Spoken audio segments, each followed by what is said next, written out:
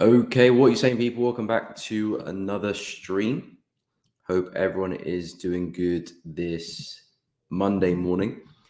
As always, guys, if you are enjoying the content, finding it useful, educational, entertaining, all that good stuff, please be sure to drop a like, subscribe to the channel if you are new. If you haven't subscribed yet, make sure you go do so. And of course, make sure you do hit the bell so you don't miss out on any streams or uploads in the future. That will be much appreciated. But guys, hope you're having a great morning, great afternoon, great evening, wherever you are in the world. Hope you had a fantastic weekend and is ready for the week ahead. Morning, William. Welcome to the stream. Hope you're well. Good morning. Good morning. FX Wolf, welcome to the stream. Hope you are doing good. Welcome back. Welcome back. Yeah, apologies for streams Thursday, Friday. Had some technical difficulties, so I was unable to stream, but we're back up and running. Hussein, welcome to the stream. Hope you're well. What is up? What is up? Holy One of Israel, welcome to the streams. Hope you're doing good. Mastic Forex, welcome, welcome. Favor, what's up? Yes, we'll take a look at Aussie New Zealand dollar. I think there's an echo in here. If that's disturbing, let me know, because I might open some doors to make it not echo. But yeah, I hope everyone is well. What's up, Anis? Welcome to the stream. Good morning. Good morning. I hope you are doing good. So yeah, we'll go through a bunch of pairs today. We'll go through pound yen. We'll take a look at Aussie New Zealand dollar. I'm still quite interested in yen pairs, so we'll go through that as well. Dollar pairs, crazy moves towards the end of last week.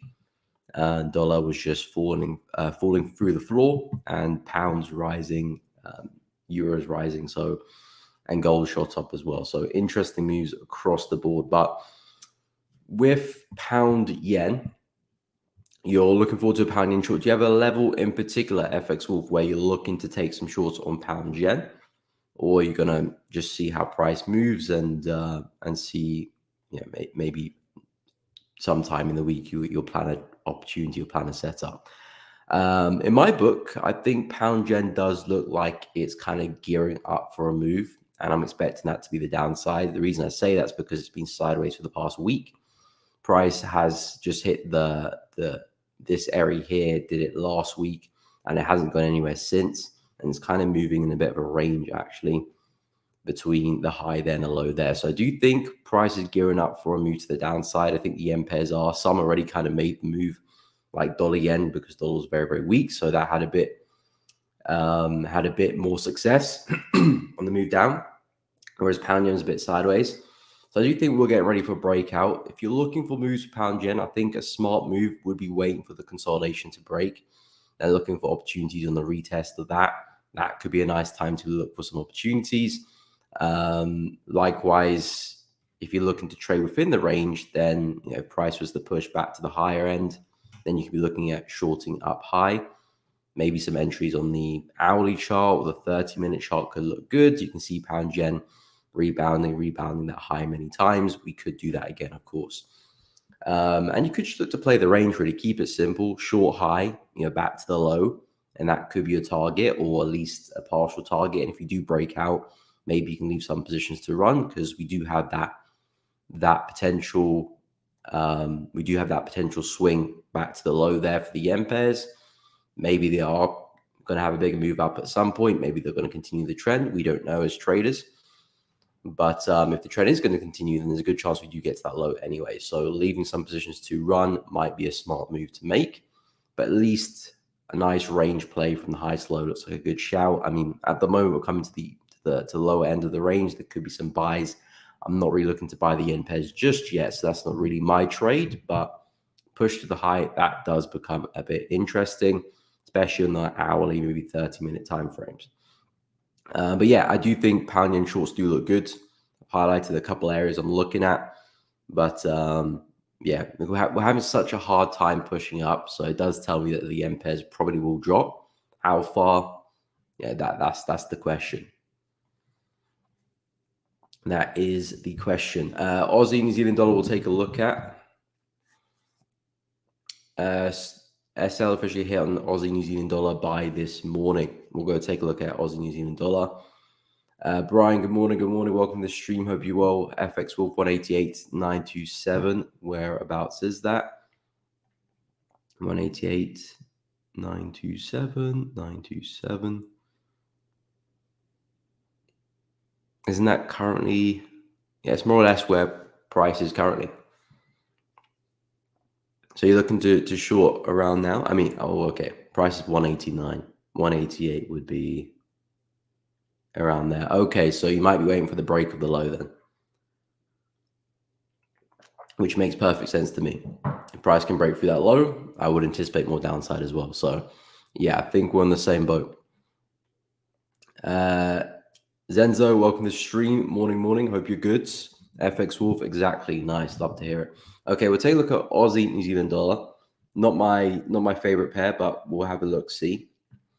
So we have seen a lovely move down. I was talking about some shorts a couple of weeks ago, I think around here. I was looking for the double top. It never happened. Price just kind of fell. But now I don't really know what the move will be for this one. You said you got stopped out some longs. I can see we are approaching some support. Naturally, this is kind of an area which does make sense for a buy. We did see some upside. Maybe price is going to try and swing another push higher. The reason why I don't like it very much, Aussie New Zealand dollars, because the higher time frames are very flat and there's not really a trend going on. This is the weekly chart, very flat, not really showing me higher highs and higher lows consistently, or lower lows and lower highs consistently. So I don't really have much edge in the higher time frames. As a result, not a pair I'm eager to trade. But there could be some short-term opportunities. I'm well aware of that. But in terms of swings, difficult to say what the next move will be and where will it happen, because it's just very random at the moment. But as we do approach support, of course, naturally, this is an area where you're going to be looking for buys, not looking to sell the market anymore. I think as we approach this low here, that could be a nice pace for a reaction. How far we go, again, like I said, it's difficult to see what the next swing will be. So if you're taking buys, it's more you're looking for a reaction rather than a swing. So as price comes back into the low, maybe you've got some sellers looking to take profit at that low. So you could see a bounce. If that turns into be a really big move, great. It might just be a slight bounce and then price breaks through later. So yeah, that's kind of the best I've got with this one. Because the pair is so choppy, I would wait for price to get to a really high level or a really low down level support, then up to buy and sell from those areas. Because number one, I can get a really nice safe stop loss below the low or above the high. And number two, I'm kind of well out of the way of noise, because all in the middle is where all the noise will be, and a lot of kind of fluctuation. It's difficult to predict what the market will do next in these conditions. But if we are moving choppy, I want to be right on the outer parameters of price, so I can get a safer stop loss. Not that I won't get stopped out and won't take losses, of course I will, but at least I'm making the market work a little bit harder to take me out with the trade. So I would suggest waiting for price to wait for price to get back to the low here. There could be another attempt for that buy. And I like how price is moving, to be fair. It's quite corrective, which means you need to see a big catalyst to really break through this level. Most likely we'll see a bounce anyway. If price remains like this, we'll probably see a bounce anyway. My only query is how far. Yeah, not really getting much information. But yeah, I do like the buys. Just we might come a little bit lower first. We'll take a look at gold as well. Pound Aussie, no problem. So yeah, with gold, I actually missed the buy on gold on Friday. Didn't really set up on the hourly, but the full hour did give a nice signal. And again, I wasn't trading Thursday, Friday, so I wasn't really looking at the markets, but it was a really nice textbook setup, which I was talking about pretty much all week. Retest of that level of resistance, turn support, no-brainer sort of stuff, and the market retested it really well. And since then, we've been looking really bullish. So a really nice setup there for gold. Instead of my weekly analysis, if it was to come back down, I will be looking for the same opportunity. We held it once. I would expect it to hold again. If we're seeing some nice rejection there again, there's a good chance we hold. If not, which at the moment doesn't look like we'll get that second bounce, the next best opportunity would now be the break of the high and a retest of that, which is around 25.30. So now that will be my next best area, and that's the prior all-time high as well. So it's tricky with gold because up at these prices, you don't have a lot of structure to work with. this is kind of the last big level we had really on the 4 hour. Now we're just kind of clutching straws a little bit. We've got the high there. Beyond that, there's nothing really to work with because of all-time highs, of course. But I still do expect upside for gold. In the current climate, everything's looking really bullish. I do think we'll still see higher prices. At the next big psychological level, I've got 2,600. I've marked it up there. I've marked out 2,550 as well, which could be an area which the market might, I don't know, stall at a little bit. But I would suggest 2,600 is where the market could be looking to work towards. But yeah, I'll only be looking at buys for gold. I know approaching resistance. Maybe there is a bit some sells up here. But, the monthly, the weekly, the daily, the 4 hour, all the major timeframes for gold are pointing up. So I would only be focused on the buys for gold because that's where all the momentum is. And that's the momentum I'm going to take advantage of as well. So I'll only be looking for buys. See if we come back down to 24.80 or we break and we test 25.30. And that's how I'll find my opportunities. But yeah, very, very bullish on gold. We'll go through pound Aussie next. William, can we do NZ? Yes, NZ JPY. That pair did me dirty on Friday. It looks to be that price is holding the exact same level. So hopefully I can find an opportunity to re-enter, but the bias is still the same. We'll go through it after pound Aussie. Maybe there could be opportunity to break and retest on that channel as well. Possibly a later entry, but still the same move really. With pound Aussie, pound Aussie looks good. I prefer pound NZD and euro NZD to it, but again, pound Aussie, very similar pair to pound NZD as well. The idea with pound Aussie is I'm looking for a big move to the downside, particularly from a monthly perspective. We've got a major high over there, another major high. I think we're forming a third one for a big move to the downside. I'm expecting the same move on pound NZD, euro Aussie, euro NZD as well. So they're very much in sync. Of course, I could be wrong, but the analysis lines up pretty well. So I'm expecting a bigger move to the downside at the moment. In terms of sells, it's a little bit awkward, but I'll be focusing my positions up at the high here, kind of a break and retest of this zone here, support term resistance. Also lines up with a really nice daily level on the left, which was the swing high here. Again, the idea for pound Aussie is to try and catch the lower high for moves to the downside. Last week I was talking about the breaking test of this area, which would be a nice place for a sell. It still would be, but we're quite far away from that. So if the market was to break to the downside, great. I think a retest of this area does line up for a really nice short. We'll see how price gets there, see how we react. I'm just going to blindly short, but from that area is where I would be looking to take a short. So that was the plan last week, but we broke above that area. So I'm not so much focused on that opportunity for now. I think this is the next best opportunity. If you break above this, then I would avoid looking for shorts because that probably means that we're forming a higher low and the market might be working its way back towards that high around 1.995. So if the market is going bullish, let's start breaking above that and then I'll swap my bias around. If not, I'm looking at downside. So something like that and something like that later on. Still looking at pound Aussie coming back down to 1.9, 1.89 area.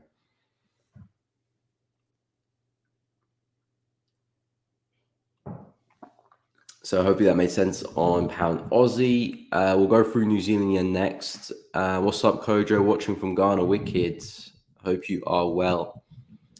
Any thoughts on GR30? Of course, we will take a look at GR30, no problemo. So yeah, let me go through New Zealand yen. So I did get stopped out on this one on Friday, unfortunately. Price just plucked my stop loss and then decided it wanted to roll over. This is the channel I was working in. I got a short in on that candle there. I originally missed the hourly entry early in the day because I was in the meeting, but then it did give me a nice 4-hour entry, which did skew the risk to reward, but I'm happy to take it in the 4-hour as well. My stop loss was just above the high. In hindsight, I probably could give it a bit more room. I mean, I followed my plan, but maybe I could have given it a bit more room. I mean, it just took it out by like a pip. So if I gave it extra 3 or 4 pips, I'd probably still be in the trade. So again, you can't really change those things. Hindsight is obviously a wonderful thing, but Yeah, it just got pinched out there. It did respect the high. It did reject it quite nicely, but this is as the weekly candle opened up. So this is Sunday. This is Sunday night coming to early hours of the Monday. So this is when I'm sleeping, and price is already pushing a little bit. So for me, for New Zealand yen, I kind of want price to be back at that high, and I'll look for entries again to take a short. It does look like price is trying to break out of this ascending channel, and I believe this is the channel that William is talking about. If price can break that, I think a break can be tested. That makes a lot of sense as well. There's kind of some local areas of support and resistance there as well. If price was to get below that, that could open up a nice short there too. So break of the retest the channel, not really something I'll look for, but I can definitely see the market doing that as well. I like the level of shorting from last week there too. If I go to the daily chart, you can see a lovely swing low there. Big moves to the upside. Since then, we have broken through, and now it's sort of holding as resistance. So if we can maintain that, great. I'll be looking to place my entries around that area like I did last week, and looking for the same move, trading stops to see how far we can take it. But yeah, I still think there's a lot of downside potential for New Zealand yen. And we're just so corrective, which means that we are probably going to put a high in to come down.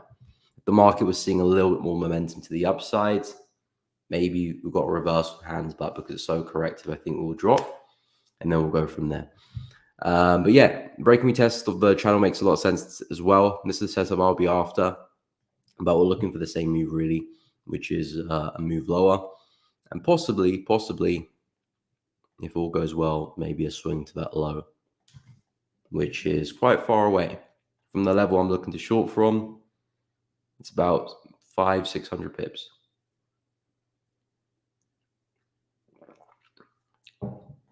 So yeah, New Zealand looking interesting. DAX, we will take a look at, no problem.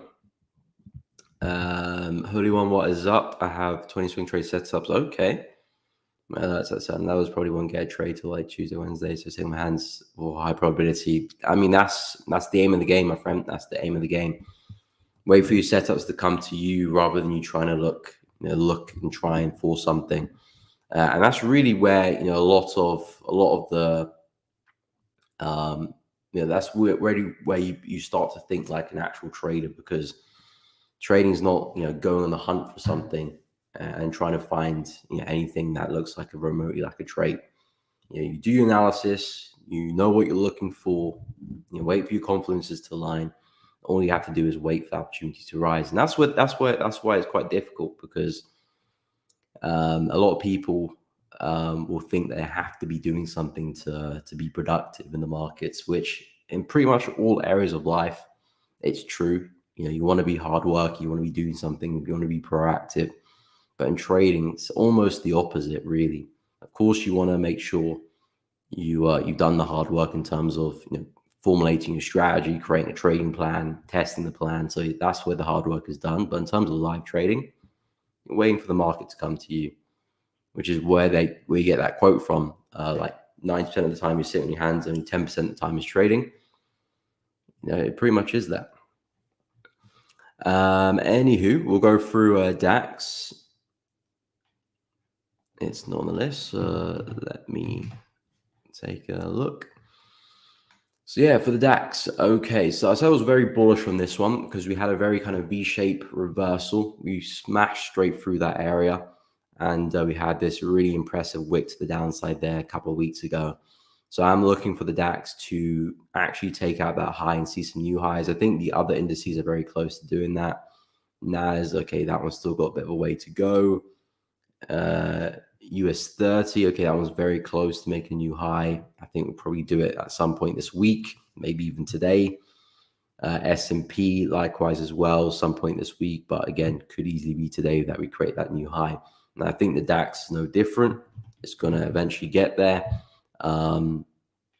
It's just about, can we find an opportunity on that way, on that path? Possibly, if the market is kind enough to pull back, because we've been pushing really hard there in the 4 hour. I originally said last week it could be a nice little buy on this area. Since we didn't hold it as resistance, I said maybe price will be coming back to use it as support. It didn't do that. It's still pushing up pretty hard. So yeah, it's a bit difficult. I mean, I mean, there are some nice areas here on the lower time frames which we could be using as areas to collect some more buys and see a continuation.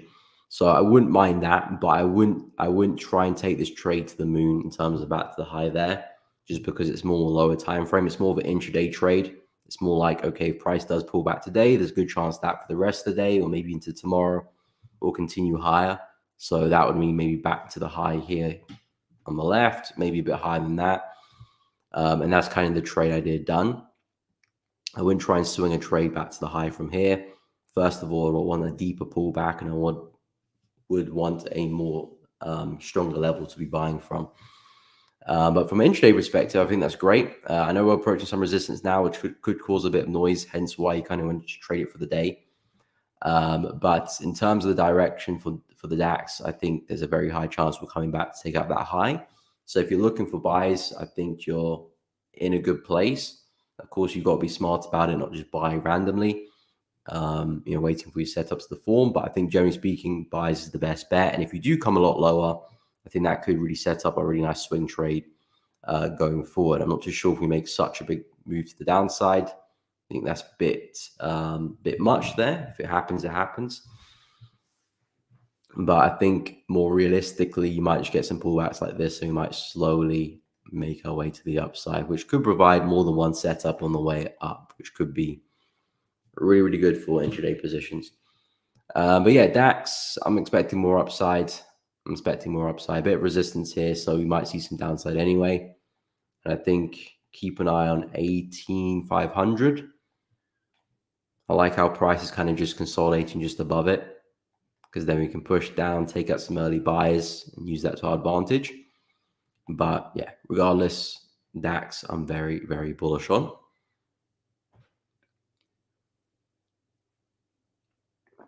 What's up, Charles? Welcome to the stream. USD CAD, we'll take a look. Hey, Moore, what is up? Welcome to the stream. Hope you're well. No worries, bro. No worries. I understand a lot is going on, but I'm good to see you on the stream though.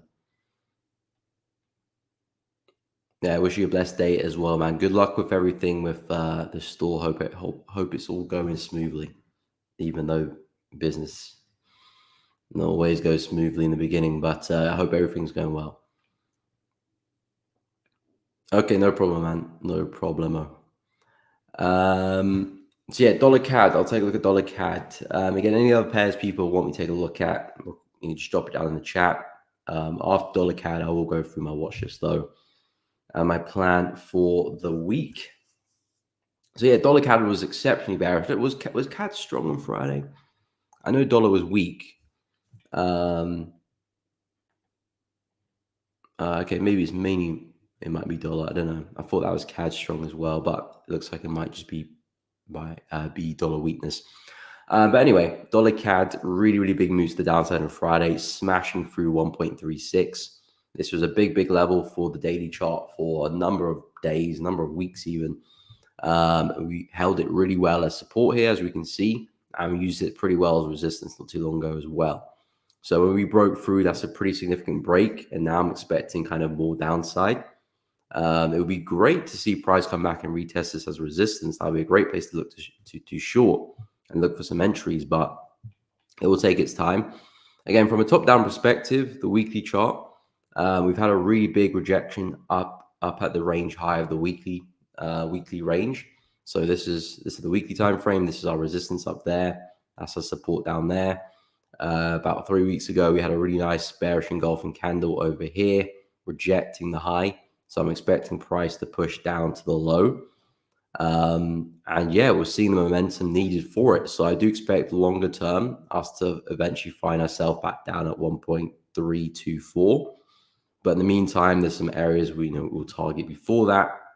Probably won't trade all the way to that level in one go. So yeah, we'll look at levels in the meantime, and 1.345-ish around there is an area where we found support a couple times and could be an area which price does push to. Hopefully we do have a pullback first though before we make the move, but I think there's a good chance we do end up at that support level at some point this week. So yeah, for USD CAD, my preferred setup would be price pushing back up, finding resistance, and then making its move to the downside. 1.36 looks like a really nice level to short from. If we can get there, that would be absolutely brilliant. And then we can look for some entries in that area. Like I said, price respected it on many occasions. So I can definitely see that the market is doing a sturdy job at holding that area. So if we get there again, there's a good chance it's going to act as resistance. And of course, if we catch that trade right, could hold it quite some bit back to the low. So yeah, dollar CAD very bearish on. Hopefully you can find a pullback at some point. Dollar has hit a big level of support. I don't know if it's broken through it. Yeah, no, I mean, I was about to say, yeah, it's broken through, but not really. Not a clear break anyway. I'll still say price is kind of holding onto it. But yeah, there's a massive level of support here. As we can see, 1, 2, 3, potentially 4 there. So the market has bounced quite a few times at this area in recent history. If we do break, this is where I'm looking for price to get to, 99.732. If dollar does break through this, then I expect more downside for the rest of this week, back to that low, which probably takes USD CAD down, keeps pound USD bullish, keeps Euro USD bullish. Gold probably makes a move higher. Your indices will make a move higher, silver included. So that's kind of what I'm looking at if we break the floor. But at the same time, we've rebounded at this area a few times. We could see dollar take a bit of a breather, which might give pound USD, some of the indices, Euro USD, some retracement for price to go higher later on, which is kind of the move I'm looking for, because I want pound, I want euro, I want gold even, and dollar CAD to retrace to find those opportunities. But yeah, for dollar CAD, I do think we're going to continue down. Let's just hope we see that pullback first. But yeah, Euro USD, pound USD, I want these boys to retrace. They've been so bullish. Difficult to catch them entries.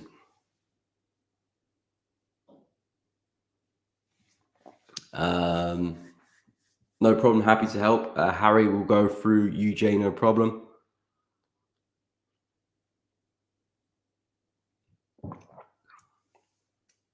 Yeah, I mean, it's no small thing to open a new store, especially in person as well. A lot of moving parts there.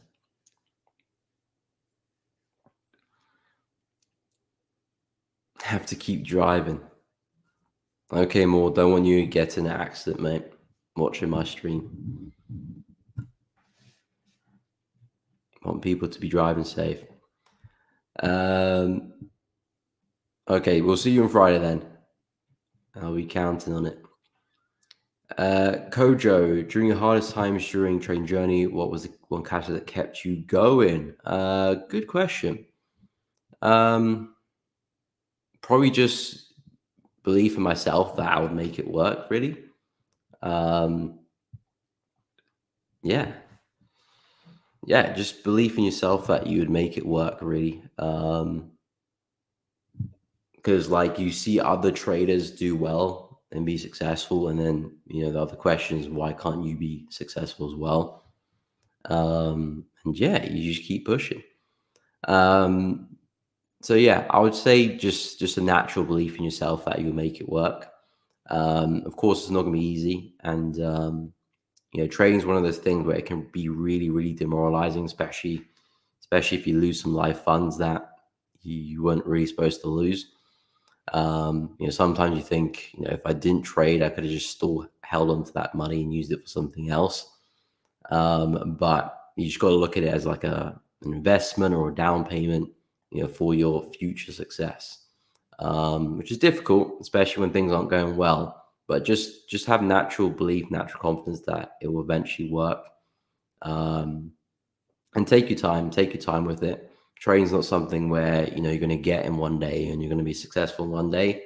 Trading's something that accumulates, based on your decision making, based on your actions over many months, and years, really. So make sure you set your horizon. Give yourself as much time as possible if you can. and just have that natural kind of confidence or belief that you'll make it work.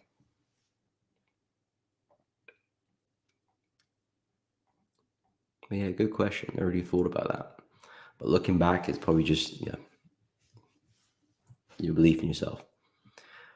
Okay, so let me go through. I'll quickly go through UJ, since Harry dropped that in, and then I'll go through my watch list. So yeah, dollar yen, probably one of the better yen pairs because, of course, dollar's been pretty weak. So dollar yen actually did see some downside, whereas most yen pairs were kind of a bit sideways. I mean, some did see a bit of downside, but dollars had the best fall. And we're not too far away from that low as well, around 142. There's a good chance we can get there. So yeah, dollar yen, there's a big low here as well. Potentially prices moving towards that area. I said on my weekly analysis, if you're looking to get involved with dollar yen, I would be looking around 146 for some shorts because that's where prices respected it so much. Every time you got there, prices respected it. So not a bad place to put your stop loss above. I did suggest a push back to the high there. If price does want to create a double top, that could be a nice little place for a trade. At this point, it doesn't look likely that we'll make that move. So I say the next best bet for dollar yen could just be a breaking test of the low here, or we might have that bigger move into this area. But either which way, I'll be looking at shorts and I'll be looking at a move back down into the low, into this area here. So that's kind of my analysis for dollar yen. It's another yen pair. We've seen such a crazy drop not too long ago, and I'm looking at this as a pullback. The only thing is we have been quite corrective on this move down. It's not like we ripped the downside like we were doing a few weeks ago. It's quite corrective, so that tells me that there might be a bounce as we approach these lows. But in the meantime, things still bearish. We're still putting lower lows and lower highs in the 4 hour. So as long as we keep at that, I'm expecting the next move to be back down to that low. So yeah, dollar yen, expecting another move lower, 142, 141, 946. This area is the next target. Might find some entries in the retest there or the retest there. But let me know what you're looking for as well.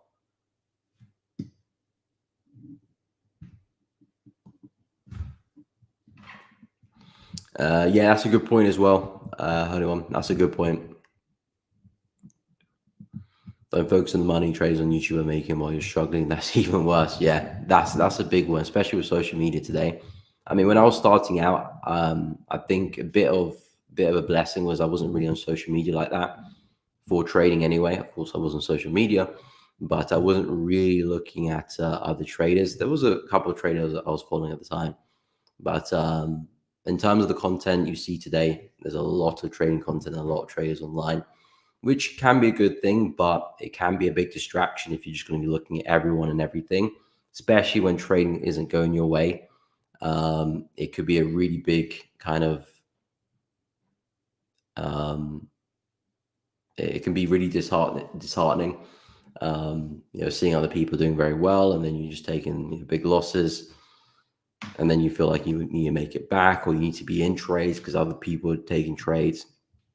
Like everyone said, just make sure you try and create a system and test that system, because at the end of the day, that's what it is. You're trading a system. Trading is not something where you've got a natural talent and maybe some people are naturally talented, but for the most part, it's not like a natural talent that you just understand where the market is going. It's because you've got a system, you try and test that system, that system has an edge. So as a trader, you deploy that system into the markets. And that's trading in a nutshell. So the work is done creating that system and understanding it very well. Focus on that, and it will quicken the learning curve.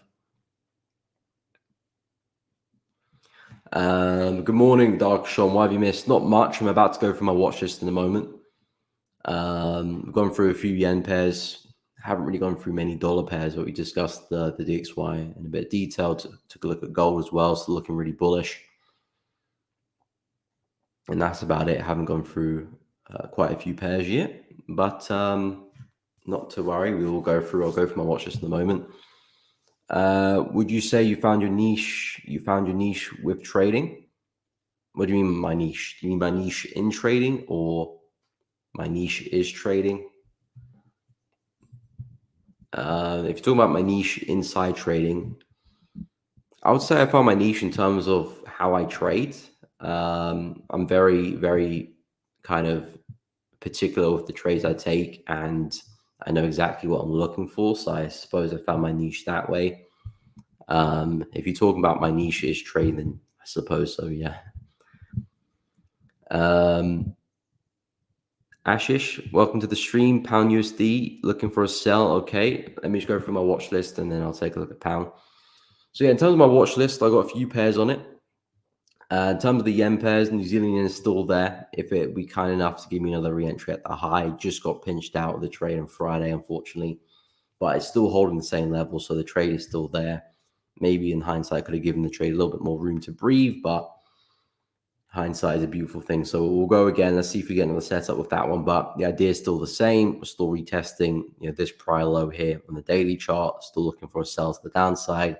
There's a lot of room to the downside as well for New Zealand yen. So I'm looking for another position there. Aussie yen, I was keeping an eye on this one as well. If it comes back to the high, I will be looking for some shorts there. Something like that. This one as well has come back into a really big level on the daily chart. As we can see, massive swing high there as well. Again, I'm looking for that lower high there too. Maybe push a little bit higher to test that area, but the move is still the same. So I like New Zealand yen shorts. I like Aussie yen shorts as well. Pound yen's okay, but I think I prefer Aussie yen since that's a bigger level. Dollar yen's kind of move without me. That was on the watch list last week, but it's not so much anymore. And Euro yen looks like it's kind of leaving without me as well. So out of the yen pairs, Aussie, New Zealand yen, I think I've got potential. I think that's because Aussie and New Zealand dollar have been a bit strong as well. So they haven't really got moving yet. In terms of the dollar pairs, I really like dollar CAD if it's going to retest 1.36. We spoke about this one, but a really nice setup. Big level there of daily support. We've cracked through since on Friday since then. So now I'm just looking for a retracement.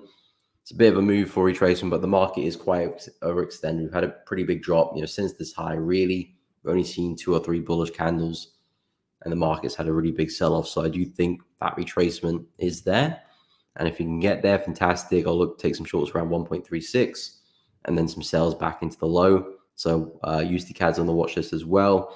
In terms of pound, it's kind of broken through some major highs, so I'm not as interested in it as well, especially with the buys. Especially as a swing trade as well. We've already had a massive swing. Now's not the time to be looking to buy the market. If you're looking to swing, you should already, theoretically already be in the trade since we've already had such a big move. So I'm not as interested with pound. Euro, I still do expect a bit more upside back to the high there at 1.125. So Euro for me has got a bit more juice to squeeze. We've broken through major resistance there. So if Euro USD wants to be a real good sport, it will have a big pullback for me, and then I'll look to buy it up around 1.11. The idea is just to expect price to come back in that swing high. We've taken out this swing high very well. We've been very consistent with all these higher lows. So the idea is looking for that next one and that push to the high. And if dollar is going to get to the low here, which I think there's a good chance we do, then Euro USD is probably going to make the opposite move, the inverse move, which will be a move to the high there. So Euro looks good. And if that does pull back, I will be interested for a long. Let me just clean up the chart a little bit. So out of the dollar pairs, USD CAD shorts, Euro USD longs, gold longs, if it's going to give me the breaking me test of 24.80 or 25.30, either one looks good to me. So if price was to get there, I'll be more than happy to take a trade. And silver, I like, it's got promise. In terms of the setup, it hasn't really given me a setup yet. So technically it's not on my watch list, but I think it will be if I can get a solid break of the high there, and I'll look for a retest. I like it because it's got a lot of upside potential. Gold is pretty much back at all-time highs. I think silver is going to follow. Gold and make a big move as well, and this one's lagging behind it. So from a swing perspective, this one has a lot of potential to the upside, which is the reason why I want to trade it. Nothing there yet. I need a bigger break than that before I look for the retest, but the idea is starting to manifest. CAD pairs, not really interested in. USD, I like the shorts with this one. It's starting to pull back already. In fact, this could be a setup for later today if everything goes smoothly. This was on the weekly analysis, but we rejected the high very well. We created a really big head and shoulder pattern, which we've since broken the neckline of. So you can see the massive left shoulder over there. There's your head. There's your right shoulder. Of course, that will be your neckline. We've broken through, and now I'm looking for that next lower high. And for move to the downside, we've got a lovely high there. Probably join it up with a nice little trend line there too. And this is where I'm looking for my opportunity for USD. Should I make that a little bit lighter? I feel like it's a bit dark.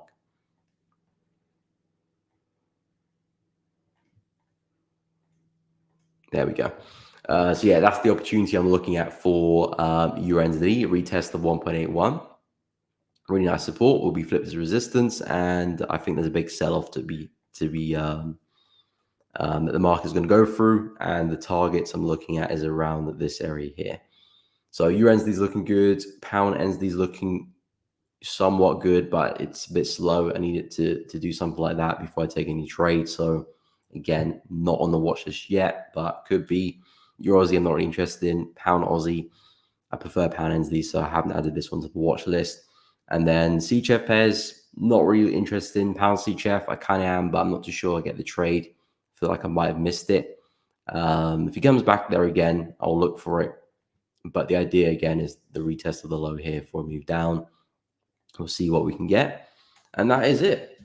That is it. So there's about seven or eight on my watch list. In terms of trades I could be taking soon, I'll say USD could be setting up pretty soon. Maybe New Zealand yen if it pushes back up, or Aussie yen if it pushes back up, could be setting soon. Besides from that, a few pairs I'm waiting for some pullbacks on, and then hopefully you can get some opportunities later on this week. I mean, I'm very busy at the moment, so I don't know if I will be on the ball enough to get some entries, but when I have time, I'll be looking at the charts, and if I'm there to take a trade and the trade is there, I'll take it, of course. Anywho, where are we? Pound USD. Okay, I'll take a look at that one. Euro pound. I'll take a look. And you, of course, looking for a sell, but waiting for confirmation of the reversal. Okay. Oh, okay. Euro USD. No problemo. Gold. Okay, I'll quickly wrap over that one. Master Yi. Sunny oil. We'll take a look as well. Okay, no problem. William, have a good one. We'll see you on the morrow. Take care. If you are enjoying the stream, guys, please be sure to drop a like. By the way, drop a like, subscribe to the channel if you haven't done so already. It does really help out the channel, of course. And if you do hit the bell, of course, you will be notified with any streams, any videos in the future as well. So if you are enjoying it, make sure you do hit the bell. But in terms of pound USD, this one was really stretched last week, really big moves to the upside. Unfortunately, I've been looking for some pullbacks, but haven't really seen anything that has interested me just because the market's just been so bullish. So I haven't been able to find any entries, unfortunately. And we've taken out some really big highs there as well. I do think we're coming up to a point where it's probably time to see some downside for pound USD. Purely out of retracement because the market's been so bullish. I mean, look at the two previous weekly candle closures, big candle there and even a bigger one last week. So we're due some downside. I've marked out a pretty big level here on the weekly chart around 1.33. That's probably where price could be pushing towards before a reversal. Maybe not reversal, retracement's the right word. I think if you're looking for buys for pounds, which I kind of am, but I need to see a lot of downside, either retest of 1.315 or 1.305 is where I would be interested for some longs. Because again, in terms of the market structure, we're still seeing higher highs and higher lows. And I'm looking to keep that going until it doesn't. So I'm looking for that next higher low, either the retest of the high there or the retest of the high there. And my next best bet would be a push to 1.33. And then maybe some sells there. A couple people looking for some sales now for pound. I can see why the market's stalling. We'll come back into a nice psychological level of 1.32, forming some wicks there. Hourly chart looks like it's struggling too. So maybe we do see some downside from here. In fact, that would be great if we did see some downside, because I want the market to retrace anyway. So downside is great. But yeah, I think it's just going to be retracing most likely. I think trying to call a reversal here is a bit bold. Sure, the market can do anything, but I think the market suddenly have a reversal is a bit big of a call. It could do, but I think the likelihood is that the market still does push higher. If you're looking for shorts, great, but you probably don't want to stay in that boat for too long before the market does find support and it does kind of flip bullish and push up. Like I said, these are the areas where I think we can see some upside. So those are good areas to maybe take partials or manage your trade. That'll be up to you in terms of your trade management. But if you're looking to short pound, I think it's a good move. The market's very stretched, so we're likely to see a move down at some point. So I think the shorts make sense, but I don't expect it to go too far. I think we'll still see some more upside for pound, for euro, and some other dollar pairs too. I think USD's got a bit more weakness to show us. But yeah, the market is stretched at the moment, so we probably will take a bit of a dive. Same thing for euro as well, a bit stretched. So I am expecting retracement, but emphasis on the word retracement. I do expect us to find our feet at some point and continue higher. But yeah, pound struggling at 1.32. So again, if you're looking for your confirmations, wait patiently for that. And if it looks good, take your trades. But for me, I'll be trying to look to take some buys at some point. Okay, so we'll go through Euro USD. We'll take a look at gold and oil as well. Kojo, what's up? How long take for you to attain profitability in trading, and what strategy help you attain that? Good question. It took me roughly around 3 years. I mean, it's the asterisk with 3 years because I was on and off at some point because I went to university and I was focusing on my university education. So I wasn't really trading as much then. I was still trading, but university was priority for about a year.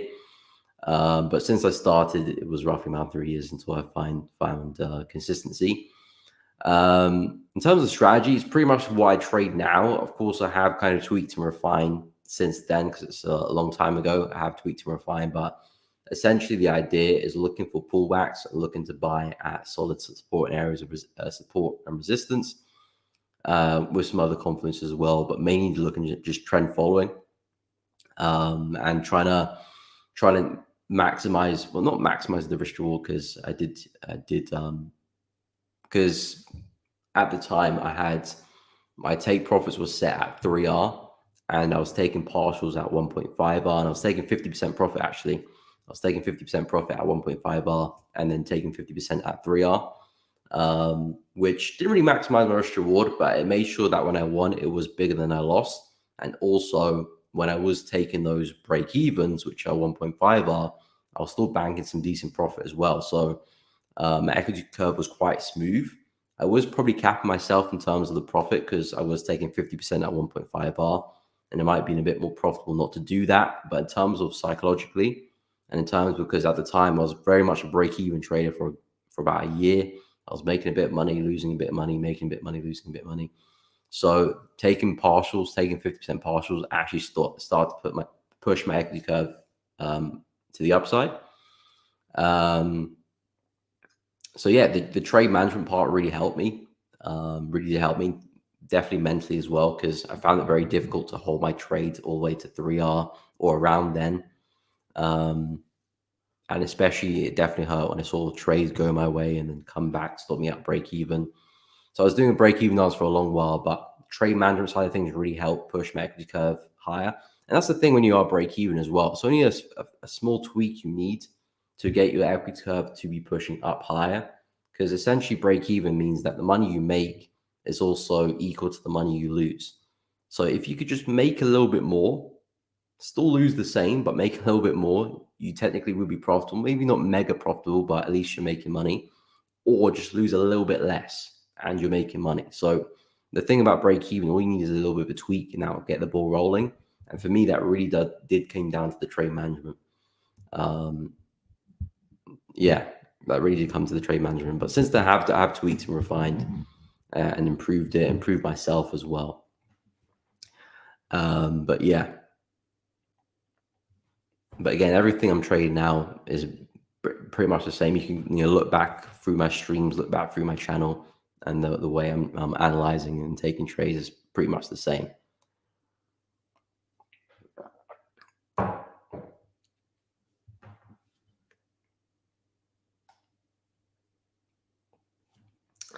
Okay, so we'll go through Euro USD, and I'll take a look at gold and oil.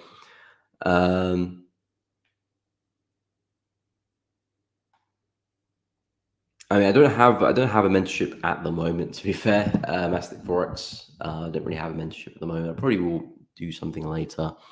I mean, my hands are pretty much tied at the moment with elevating traders, but yeah, probably after that, after things settle down, then I probably can find some time for that. But I mean, I do have a bunch of videos on my channel. I've got a whole educational playlist. Some of those videos probably do need some updating, but a lot of those videos, very, very useful, and you can go through them. There's a bunch of videos there, so you can have your fair share of some information there. But again, a lot of my trade breakdown videos, pretty much goes over how I look at the market and how I analyze, how I trade. So I suggest if you want to see that, just go to my YouTube channel and just look for any trade breakdown video. Anywho, okay, Euro USD. So Euro, I like this one to the upside. I feel like there's a lot of upside potential for it. Back to the high here on the left at 1.125. I just need to see a pullback really, because right now Euro USD in my books is trading in the middle of nowhere. Really, there's not much I can do at this price. This is the next main swing high. Being very, very consistent with these higher lows, and all I'm looking for is price to keep at it, keep giving those higher lows. The plan is to try and find the next one, and it would be very nice if we can get pulled back into this area. I was talking about pullbacks in Euro USD the past couple of weeks, but I've been very unlucky to be honest. I'm not sure what word I was trying to say there. I've been very unlucky to miss out some of these trades because I was looking for the retest of this area after we had this break. It never happened. Then I was looking for the retest of this area, and we also just missed that out. And then I was looking for the retest of this area, but of course we've been too bullish. So the retests just haven't happened how I wanted to, unfortunately. But yeah, the market's still very bullish. A lot of momentum to the upside. There's a big level here. If we were to get back there, I would like that buy. And yeah, targets back at the high there make a lot of sense. Or even if we push down from here, let's say the market puts a top in and we start pushing down, that makes a lot of sense for a buy as well. In my book there for Euro. So Euro USD still bullish on, looking for a swing to the upside. Targets for this week are 1.125, 1.126. I think there's a very good chance we get there. It's just if I can find a trade in the meantime. And of course, if dollar makes the move to the downside, back to the low here, then yeah, there's a very, very high chance Euro gets to the high.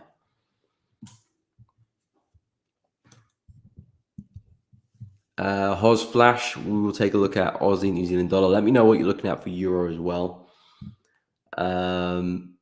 Gold and oil, I'll quickly go over those two. Aussie, New Zealand dollar, we'll take a look as well. And Keba, welcome to the stream. Gold around 2,500, 24.98. Looking for the test for pullback, huge buy. Yes, I'm very much in agreement with that. Looking for upside in gold. New Zealand CHF, as we'll take a look. Hope you're well. Yeah, again, I don't mind people ask questions. Of course, other people will be at different stages of their trading. If people are right at the beginning, ask questions. If you're right advanced, ask questions. If you want to ask questions as well, it's the stream is for everyone. So yeah, don't be afraid to ask a question. And if you are, feel free to direct message me if you don't want to ask it on the stream, but everyone's more than welcome to drop a question.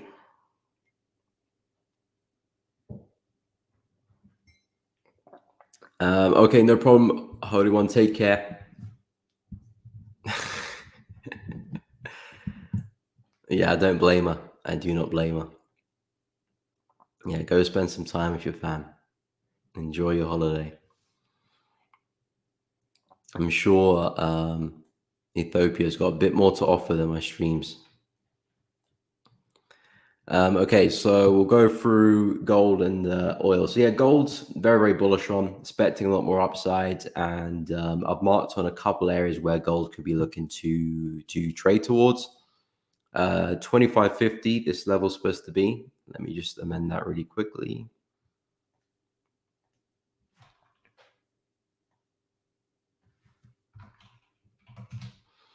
So yeah, that's because again with gold at all-time highs, so there's no levels of structure for me to look to the left and try and use to my advantage. We only have to look at psychological levels really and try and use that as areas where gold could potentially get to or retrace from. And 2550 will be the next one, and then after that I got 2600. So that's kind of where I'm looking for gold to get to next. At the moment, gold's about to approach the high again, looking very, very bullish. If you're looking for opportunities for gold, for me, I'm only interested with the buys. I know we're approaching resistance now. Naturally, a few people will be looking to sell, but I just can't see myself selling gold. It's just way too bullish. All the high time frames are pointing up. For me, as a swing trader at least, I want to be in that direction primarily. I know as a day trader, you might try and short for a few hours and get out the trade. So you're a bit more flexible from that perspective. But from a swing point of view, I only want to be taking buys. So it's either we come back to 2480, retest that level again, or break and retest the high and use that as support. But either which way, looking for upside. 2550 is only just above our high there. So there's a good chance we get there this week. Maybe not so much 2600. I feel like that's a bit, gold could get there, but we have to be very, very bullish for that to happen. But that's my idea for gold for now. With oil, I don't really like oil because I don't really know what's doing. I wanted it to break through this area here last week, but I didn't quite do that. It looked like it was, but it failed. Reason being, we're kind of caught in a bit of a pennant pattern here, triangle pattern, whatever you call it. Price is kind of squished and it's creating lower highs and higher lows at the same time. So when price is creating lower highs and also creating higher lows, that for me is basically a variation of consolidation. Of course, you've got textbook consolidation, which is equal highs, equal lows.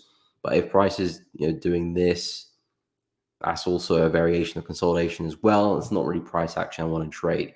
I want to trade price with direction, either this or that, and then I'm very much happy to place trades.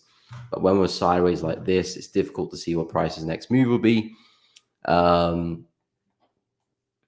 difficult to see what price's next move will be because it's either we break through or we don't. So it's 50-50. Always is 50-50, but at least I've got a bit more edge when the market's trending because I know there's a greater chance the trend will continue rather than suddenly reverse. So I can use that to my advantage. Here, it's 50-50. But for now, I must say, though, the rejection of the wicks there look pretty good. So I would expect price to push up higher now because the wick rejections look really good. Equally over here look good, had a nice bounce. Over there look pretty good, had a nice bounce as well. So it does look like oil could probably see a nice rally to the upside. Not really my type of trade, but that's kind of how I would derive my bias on the higher time frames. So if I do drop to like the 4 hour, let's say, this work becomes a little bit tricky because where you're going to place your entry. I wouldn't say there's a clear area. Apart from the level, if it was to come back there again, at least there you can get a decent stop loss below. Otherwise, I don't really see any worthwhile area for an entry. Maybe on the retest of the high there, but clutching straws a little bit. It's not really, again, with me, I like to, the stronger the level, the more significant the level, the better, really. So areas like this don't have as much meaning, but it could hold a support. So it could be an area.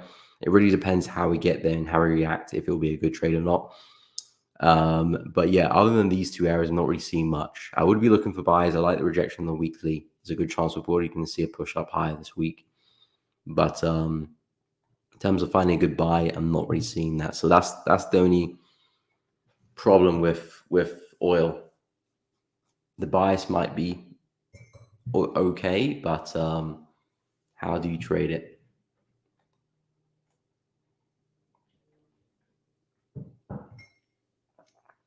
But yeah, from a weekly perspective, it looks like we might see some upside. So keep an eye out for that. Okay, so we will go over Aussie, New Zealand dollar quickly. I'll take a look at New Zealand CHF. Trade entry. What do you mean by that? Are you talking about entry for oil?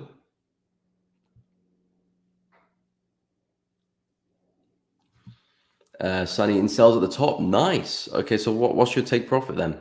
How far are you looking to hold the trade? Because we've already come into major support around these lows here. So, what's the plan? Are you looking to hold it back to these lows? That's a pretty big move there. So yeah, let me know your plan on that because I'm interested. Because really nice shorts if you caught it at the top. Or are you just trading stops and seeing how far you can take the trade?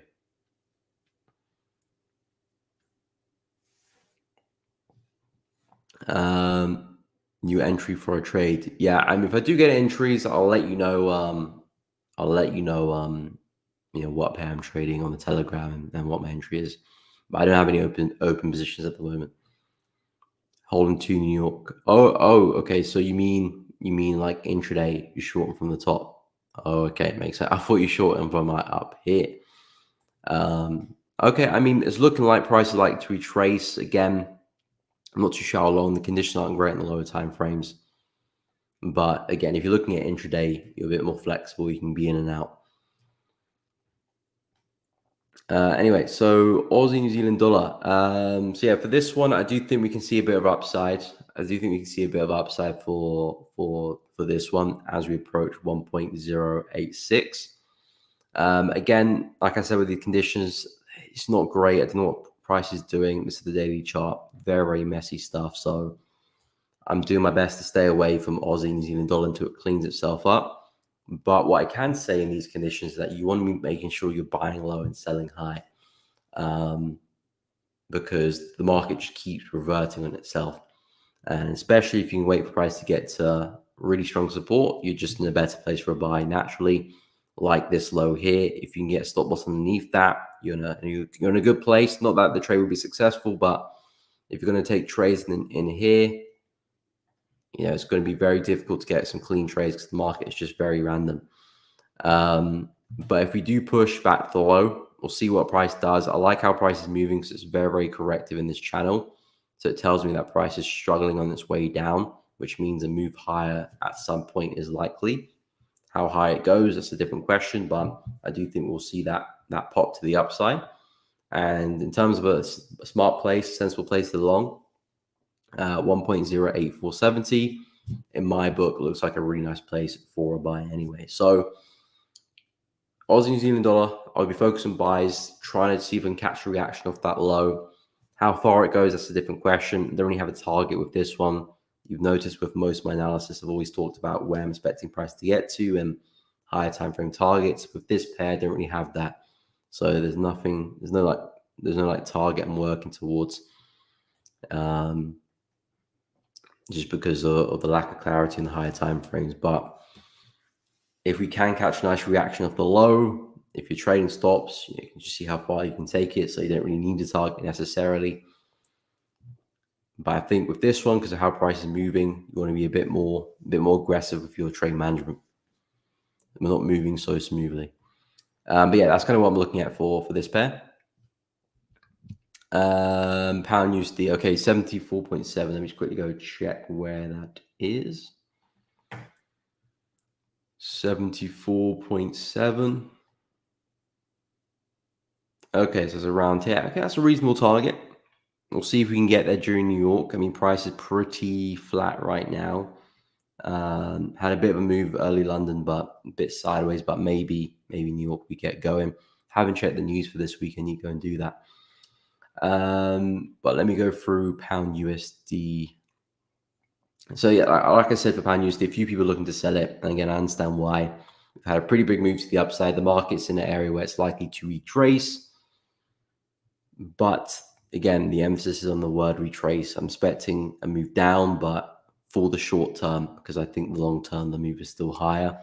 So if you do get into some shorts, I'll keep an eye as we approach 1.313. If this first kind of bearish candle there in the 4 hour, that's where buyers will be sitting, trying to take it up higher. Whether they're successful or not, that's a different question. But that could be a nice area to lock in some gains and maybe remove risk at some point as well. But yeah, pound USD, I think looks good for retracement, but I'm very bullish still. I'm looking for 1.33. Just looking for a decent pullback there. So you can take advantage of that pullback. Not really my type of trade, but again, if that fits your plan, if that's what you're looking for, do what you need to do. I'm never going to tell you to enter a trade. Like you said there, can I sell pound USD now? I never will tell you to take a trade. That should be your own setup, your own accord. Again, worst case scenario, you lose your trade as long as you're risking small, not the end of the world. And if you're still new, still learning, don't be afraid. Open a demo account, take trades there, learn on the go. You don't want to rely on someone else to give you, tell you when to sell and buy. But yeah, pound USD look like we can retrace, but I don't expect for too far. Let me have a quick look at the news before I carry on, because I haven't actually done that yet. I want to see what we have in store for the week. Monday's normally always quiet. But it's not quiet this Monday, though. We do have some USD news at 1:30, durable goods. That'll be interesting for USD.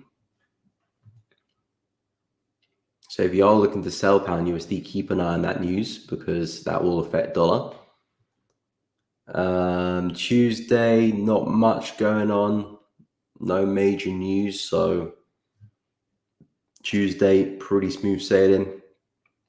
Wednesday, okay, we got CPI or monthly CPI indicator for Aussie. That might move the market a little bit.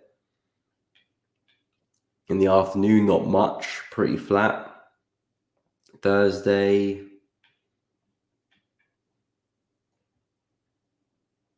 you got a bit of dollar news, jobless claims, GDP growth rate. Okay, that can move the market a little bit. But other than that, not much. Friday, you got Aussie retail sales, inflation, okay, Euro CPI. But yeah, not much. PCE for dollar as well. So yeah, not much this week. Not much this week at all, really. Of course, there's a bit of news here and there, which is pretty much every week. But in terms of the big hitters, nothing really this week. Maybe Euro CPI might be interesting, but that's just for Euro, really. It's not dollar CPI. So yeah, I mean, in terms of news, I mean, for me anyway, because I only kind of manage my trading for the big news events, the NFPs, the CPIs, and Fed interest rate. Those big three. But neither of those three are this week. I think we'll have NFP next week. And other than that, in terms of the other currencies, not much, maybe apart from Euro CPI. I mean, there's a bit of jobless claims here and there. GDP for Euro. Apart from that, not much. So yeah, not going to be cautious this week. Yes, favor. We just had a look at Aussie New Zealand dollar. We've actually gone through that pair a few times today, which is weird because normally I can go a whole stream without mentioning that pair or someone else mentioning that pair. But I've gone through it 2 or 3 times now. I just went through it like 3-4 minutes ago. So if you scroll back 3-4 minutes, you'll see the analysis there. In terms of pound yen, again, my view with the yen pairs is pretty much the same across the board, pound yen included. Expecting a move lower. At the moment, we're kind of just ranging on the 4-hour/hourly time frame. So I'm kind of waiting for price to make its mind up what it wants to do. But in terms of ideas, I do like just trading the high of the range, stop loss above the high, and see if you can short it back to the low end of the range. Take your profit there, or at least most of it. Then you can leave some positions to run should we get a breakout. Or you can wait for prices to break out the range and look for opportunities on the retest of it and then look for some downside. But the idea with pound yen is that we've had a big drop to the downside over the past few weeks. Recently had a nice pullback, market struggling to push higher. This might be the next lower high, the next top of the market for us to see some follow through to the downside back into 181, 181, 400. So the idea with pound yen is we're looking for another lower high, we're looking for another move down. We're struggling at this area here. So if you do get back there again, looking for entries. If we do break out, we're looking for entries on the retest. But either which way, pound yen, I'm looking for a swing to the downside, and we'll see how far we can take it. Again, looking across the board for the yen pairs, CAD yen, I'm looking for another push back into 105, which is this massive level of support here. As you can see, we found support once over there.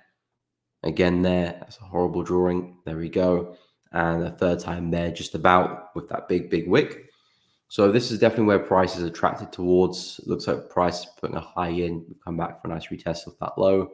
So I do think eventually we're going to push back into 105. So for CAD yen, this one's a bit more awkward, but if we were to push back and retest this area, I think that's a nice place for a sell. Or similar to pound yen, if we can break through the low, that could be a nice sell in the retest for a short. Because to me, this kind of looks like a head and shoulder pattern. You got the left, the head up there, the right shoulder over there. And of course, that would be your neckline. So the market can break through that. That's a big indication that we're likely to push lower anyway. So any retest of that low around 106, 600 looks like a good place for a short. Or a retest of the high there for a short looks good there too. It looks like we're just about holding on to support right now. So maybe we do get that push higher on. Maybe we do get that push higher on, and the shorts there look good. If that's the case, better risk reward anyway. So it's a win-win. And this could be your first target or where you look to manage your trade. Maybe stop loss to break even. It's up to you how you want to manage that. But CAD yen, I'm expecting move down. Pound yen, likewise as well.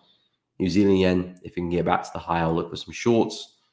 Euro yen, I'm not too sure about this one. I mean, the bias is the same. Still looking for a swing to the downside, but the opportunity might not be quite there. I was looking for price to come into one of those two areas last week. We just missed out on that. I mean, I wasn't. I think that was the week prior. So we missed out on that last week, or the week before last, and then last week all we saw was kind of sideways price action. So I was hoping that it was to come back up, retest the high or one of those levels to sell from. Didn't happen. So that's kind of what I'm waiting for Euro yen.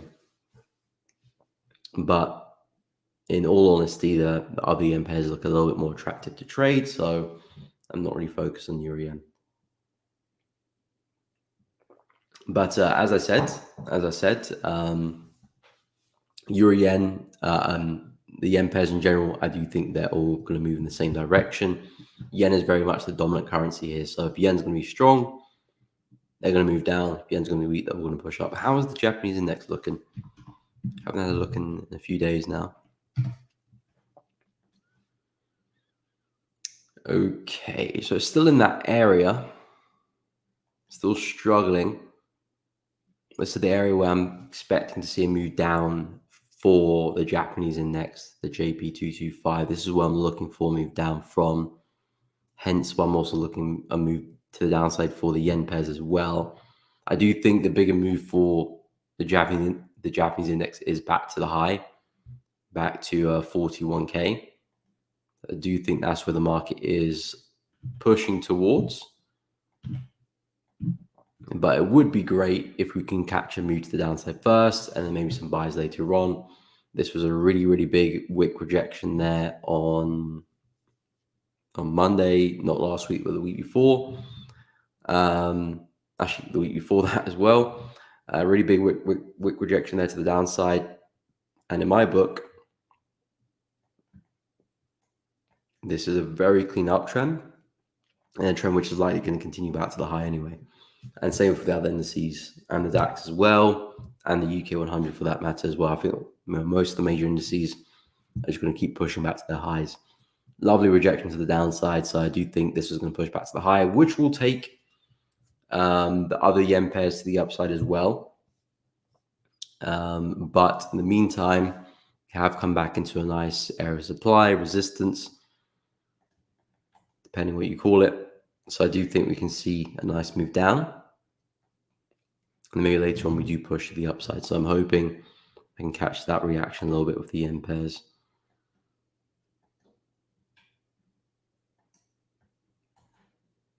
But we shall see. Some yen pairs have moved a little bit better. Swiss yen, not really a fan of. This one's been quite choppy. It's held at nice resistance, but very, very flat.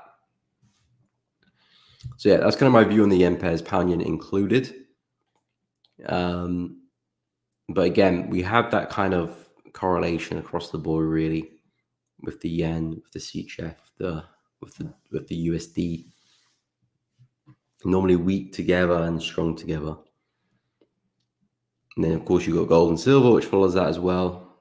Again, all these correlations, they come into play and they come out of play. It's not like a correlation which everything is exactly, 100%. Sometimes you see correlations work very, very well, and sometimes you'll see correlations work not great. Like gold and dollar, for example, sometimes they're inverse correlated, sometimes they're actually positively correlated, and they go back and forth between that. So yeah, sometimes that can be a bit confusing, especially if you're looking at it purely from a technical standpoint. But a good correlation to look at is silver and gold. That's normally very, very accurate and is the same most of the time as well. And that's why I like silver, because gold has been very, very bullish. It's pushed back to the high. It's about to create new all-time highs as we speak. So I do think silver is going to be on that same boat as well. It's got a long way to go to get back to the high, and all-time highs. It's got a long, long way to get back to the all-time highs, because all-time highs are all the way up here. So I'm not expecting a move up there anytime soon, although that's where I do think silver is heading towards slowly. All I'm looking for silver is a push back to the high here at 32.47, which is this area here. So my plan this week is try and find an opportunity for that. Silver can keep pushing. This is what I'll be after, and a retest similar to gold. Retest of the high. Just depends what we can get. But again, they're both the same. So if I'm trading gold, I won't be looking to take a trade in silver and vice versa, because it's the same pair. Just like if I'm trading Euro USD, I wouldn't look to go and buy pound USD as well. If I'm already break even on the first trade, then yeah, I can, because there's no risk involved. Worst case scenario, I get stopped out break even on one trade, and then maybe take a loss in the second, which is fine. But if I'm trading Euro, there's no need for me to trade pound. And if I'm trading gold, there's no reason for me to trade silver, because 9 times out of 10, they make the same move. But it just depends which one's going to be clearer, which one will give me the better risk reward, the better entry, and that's the one I'll focus on. But yeah, hopefully I can find some entries. But again, I'll be very, very busy from now till the end of September with elevating traders, so that will take a lot of my time. So my trading frequency will drop. But hopefully it'll just be for the short term, whilst everything is up and running, all the moving parts are moving. and then I can focus on trading again, on my personal trading again. Yes, we will take a look at Euro Aussie, no problemo. And if you guys haven't checked out the Elevating Traders landing page, make sure you go do so and drop your email there, because there will be some updates and discount opportunities. So if you type elevatingtraders.com, let me put that into the old chat so you guys don't miss it. Excuse the keyboard, got a new one. So yeah, if you type that into your URL, you can drop your email into the landing page. We'll give you updates and of course discount opportunity there as well to celebrate the launch, which will be very fast upon us. But make sure you go check it out if you are interested or you haven't done so already. But yeah, in terms of Euro Aussie, I'm expecting a move to the downside as well for this one. Expecting a move to the downside for this one. I do prefer USD, it's a little bit cleaner, but again, we had such a big rejection there. And again, if I go to the higher time frames, you can see prices are in an area where it's having such a difficult time to trade above these prices. If I take a line across here, since 2015, it's only effectively been one time where we've really broken through these prices, which is COVID. So otherwise, this is really sturdy resistance. I do think there's a big move to the downside for Euro Aussie in the near future. But in terms of the more recent price action, it does look like the market's starting to form some lower lows and lower highs in the 4 hour. As you can see, we had the high all the way up there, low, lower high, low, lower high, low, lower high. Haven't quite made a new low yet, but if we do make a new low, that'd be fantastic. And then I'll be looking at something like this for a short and a little retest there, or maybe a retest there, might be slightly higher up. But generally in this area around 1.645, 1.65 is where I would be interested for some downside. Like I said, I prefer Euro NZD, similar pair to Euro Aussie, so that's what I'll be focused on. A retest like that, which is actually not too far away, you need to keep an eye on that.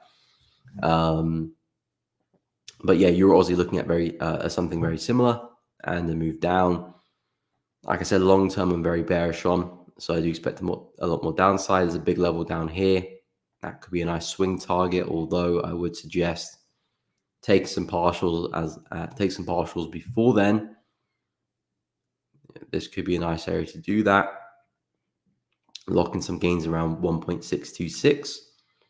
But yeah, for Euro Aussie, I am looking for a lot more downside. A breaking retest of that low looks good. I like our prices being pretty consistent with the lower lows and lower highs. So if we can keep that up, that would be great. Find some entries on the back of that and then look for some trades. Let me know what you're looking at for Euro Aussie as well. I understand it's coming into some support, so maybe some short-term buys look good, but again, when I look to trade or look to formulate a bias, I'm always looking at the higher time frame, price action. So I understand where the market could be going for the next maybe week or two, maybe even longer sometimes. And then I know that when I drop to my 4 hour and my hourly chart for entries, I know the direction I'm looking to trade in. So everything else just becomes noise. So it does keep my job simple and straightforward, and I know exactly what I'm after. Doesn't mean I'll always be right. Sometimes I get the bias completely wrong, and of course you will do as a trader. Our goal is not to get the bias right every time. Even if your bias is right 50% of the time, which is just tossing a coin, even if your bias is right 50% of the time, and your risk reward is just a little bit higher than when you lose, when you win, you're still a profitable trader. So you can even be 50-50 with your bias. But of course, it will help if your bias is 60-40 or 70-30. That will just improve your trading a lot more. But yeah, that's what I'm looking at for Euro Aussie.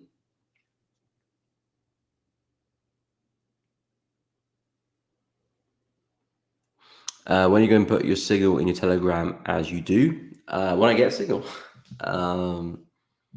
Whenever I get a trade, I'll put it in Telegram. If you don't see it, if you don't see a trade signals, because there isn't one. If I do put one in, you'll see it. And of course, I'll talk about it on my streams as well, and break down the reasons behind the trade. Elder, what is up? Hope you are well. Aussie Seed Chef, yes, we'll take a look at, no problem. Mammy, I'm selling Euro USD. I will take a look, no problem. If you guys are enjoying the stream, by the way, please be sure to drop a like and subscribe to the channel. It does really help out. Make sure you do hit the bell as well so you don't miss out on any streams or any uploads in the future.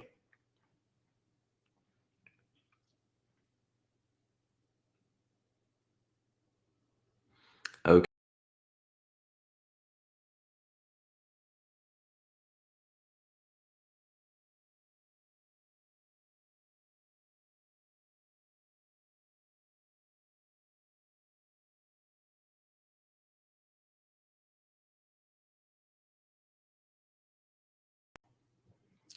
Apologies for that. I have no idea what happened there. But we're back. We're back. Hopefully everyone can hear me. If not, I assume you guys will let me know. But yeah, we'll take a look at Aussie Seed Chef. So Aussie Seed Chef, this one I like, but it's not really trading anywhere. I mean, kind of is in that area, but it's too big of an area for me to focus on because it's just a big wick. So it's difficult to pinpoint an area to short from. But I like Aussie Seed Chef to the downside. I'm pretty much bearish on the Seed Chef pairs in general. So I do think we're going to see some more downside over the next few days. I'm looking for Aussie Seed Chef to make a move back down to 0.56. And I think we're slowly making our way back down to that area. You see some massive level of support, big rejection, 1, 2, 3. We did have kind of a bit of a fake out through the level, but that's where I do see price ending up for Aussie Seed Chef. It would have been nice if we got up here, but we didn't have quite enough juice to get there. It also retest the low there, but it does look like the market is forming some type of top around now. So for Aussie Seed Chef, I would suggest if we can break through the low and then get a retest like that, this could be a bit more of an intraday trade, because if we can do that, we'll be forming some lower lows and lower highs. At that point, we have some bearish structure to work with. And then, yeah, I'll be expecting us to push back into 0.562. Otherwise, I'm not really seeing a setup. Maybe if you come back and retest the high, but I don't think we will do that. That could be a nice trade there. But like I said, I don't think we will make that move. So something like this could end up being a really nice trade. The idea with Aussie Seed Chef is that the market on the higher time frames is still so bearish. So we're looking to trade in that direction. You can see the lovely trend we've had. So looking for us to come back into support, which is around 0.56. We can get some entries around there. That'd be great. Retest the high there or retest the low there. But yeah, the plan is for Aussie Seed Chef to see some downside, and a retest of 0.57, which is the low here, might be your best bet.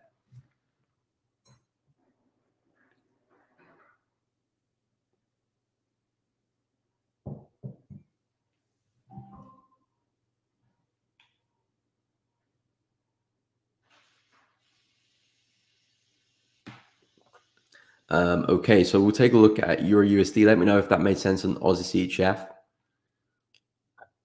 Where were we? Nasdaq. Okay, I'll add that to the list. Hussein, I'm buying Ethereum as well. We'll take a look at Ethereum, no problemo. Kingsley, welcome to the stream. Hope you're well. I'm streaming from Kruger National Park, South Africa. I'm pretty sure I've been there. I'm pretty sure I've actually been there before. That's pretty cool. You're streaming for the national park. How's the service? Probably the first one to stream my stream from there. Anyway, USD Euro ZAR still down, still doing down on both, still going down on both. I'll take a look at them. Let me just go through a couple pairs before that. Okay, Elder, great. Happy to help. Euro USD. So yeah, euro again, similar to pound. I do expect to see some downside for euro, but purely retracement. I'm very, very bullish on euro USD. I'm looking for a push back to the high there at 1.125. So that's the direction I'm looking to trade in. Any opportunity I take is going to be to the upside for euro. Dollar's still very weak. We're still seeing higher highs from euro. A lot of bullish momentum as well. We cracked through a big level here at 1.11. So this is the next big level. That's why I see price ending up next. So for euro USD, if you do take sells, again, I do expect it to be short term.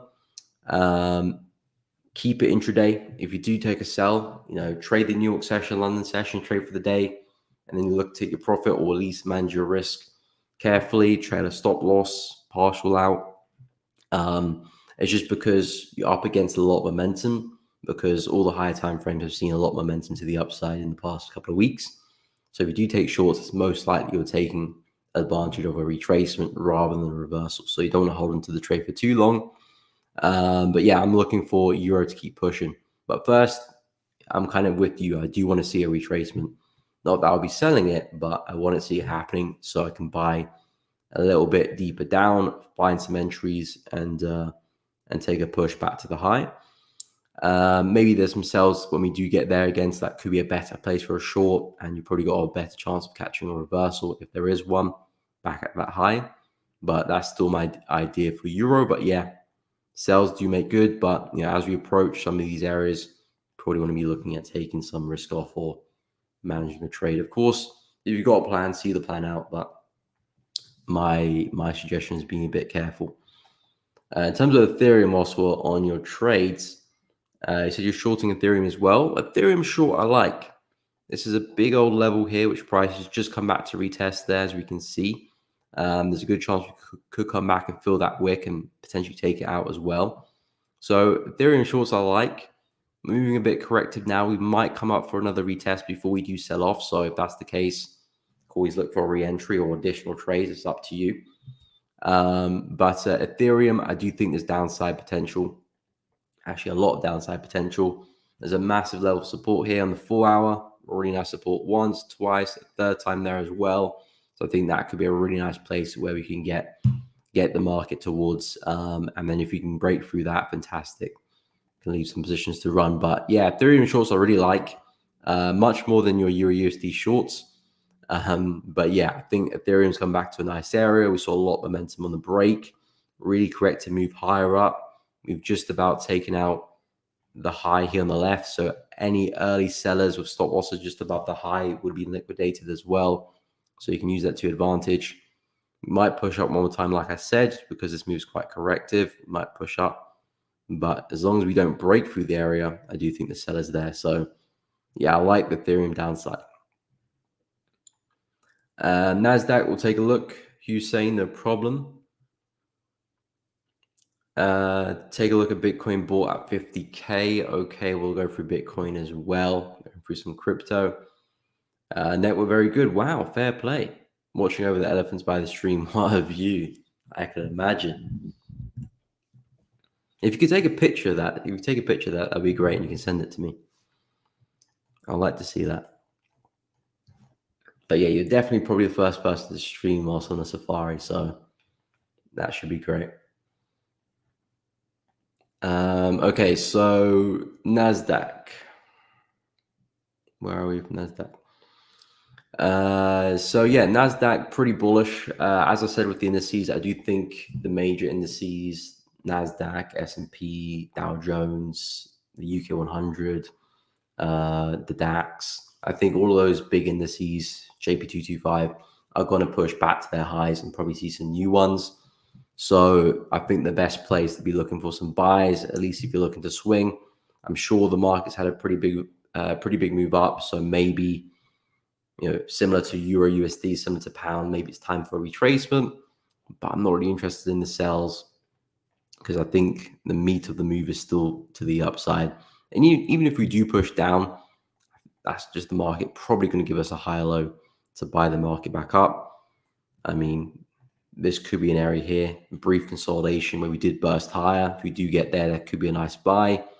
I think a nice simple idea is if we just break the high with some momentum, a retest of it could be a nice trade at some point this week. Again, it might not be a trade to take us all the way back to the high. Don't know where that came from.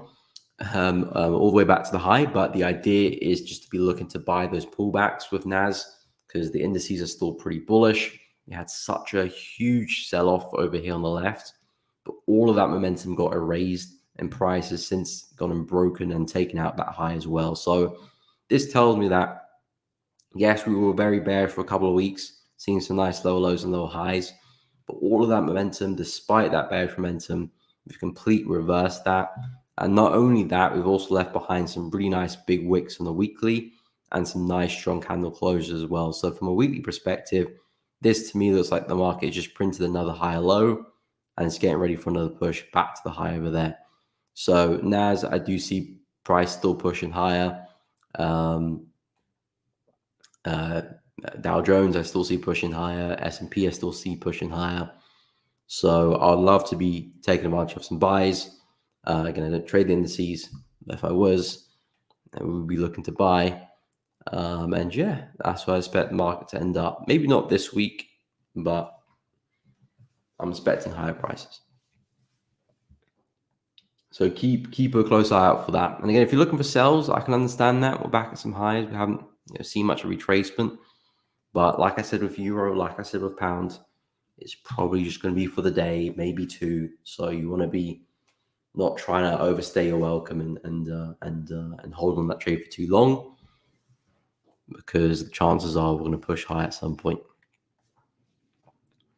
So yeah, that's kind of where I'm at with NAS and S&P. The analysis is pretty much the same. There's a high. This one's very close to it, so I wouldn't actually be too surprised if we go and do that today, really.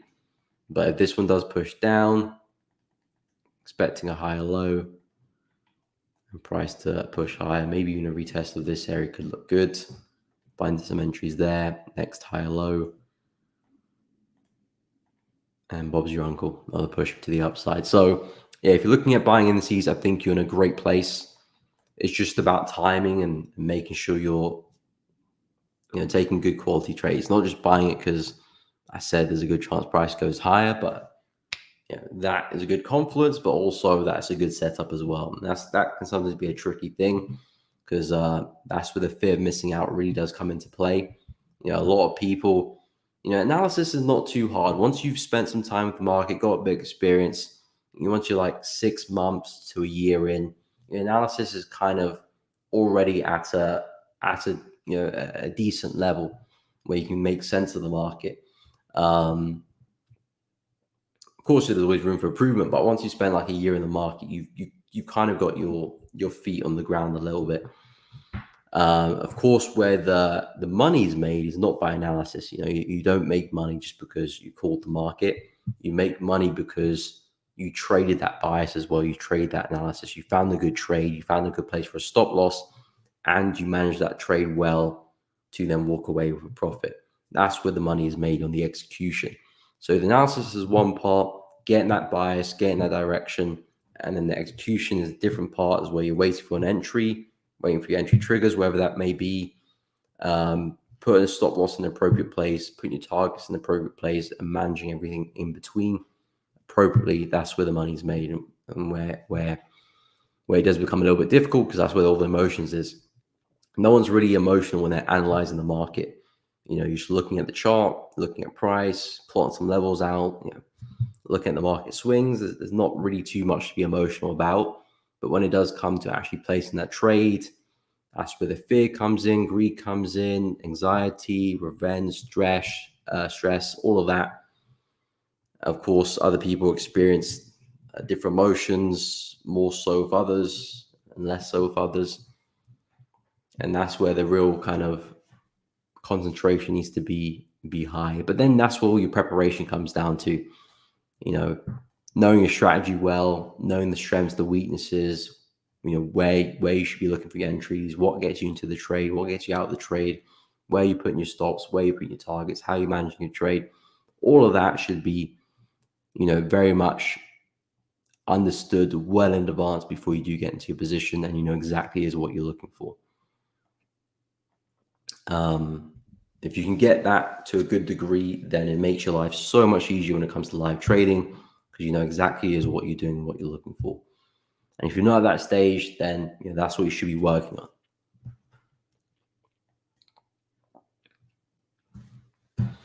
Okay, happy it helps. Kingsley, I'll go for USDZAR and EuroZAR now. Completely forgot about those two. So yeah, USDZAR.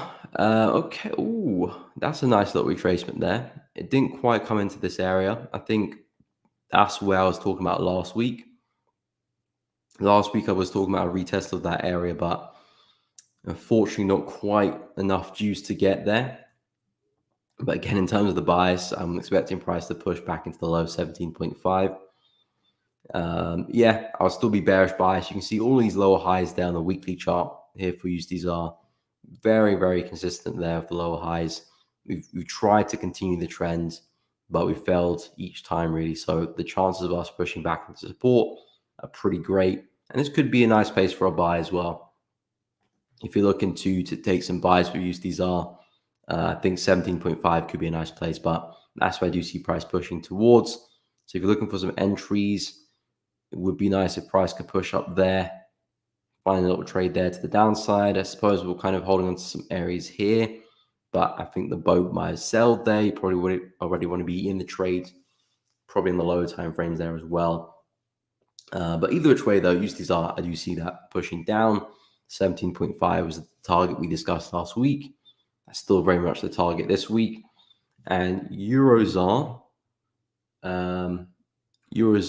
which is similar bias. Yeah, looking for push into 19.2. So this is my analysis from last week. This one as well, consistent with the low highs as well. Although with this one, we had a really big move there. I could easily see this being a correction for a big move to the upside at some point. I think we're very bullish in general. You can see a clean up trend there. So yeah, the bigger move is still probably to the upside longer term. But I do think we can see a move down in the meantime. But if I just clean the chart a little bit, very, very messy. So yeah, last week I said this could be a nice place for a short because you can see price reacted really well previously. Came there again. This could have been a nice trade to take there. I gave out a couple areas to short from. This was one, and then that was the second. First level didn't hold, but the second did hold quite well. And even great. Sometimes when that happens, it's even better because it means the second trade's got a better risk reward. So you make back your loss and then hopefully a lot more as well. So if you're not already in the trade from there, you either want price to come there again to find another trade, or wait for the third opportunity, which would be the break and retest of the low. Either which way, this is where we're looking for EuroZAR to end up at. So if we do get back to the high again, great. You can look for some shorts there. If not, look for shorts on the flip of 19.6. But yeah, this is where I see price ending up at 19.2. So yeah, EuroZAR, USDZAR, more downside.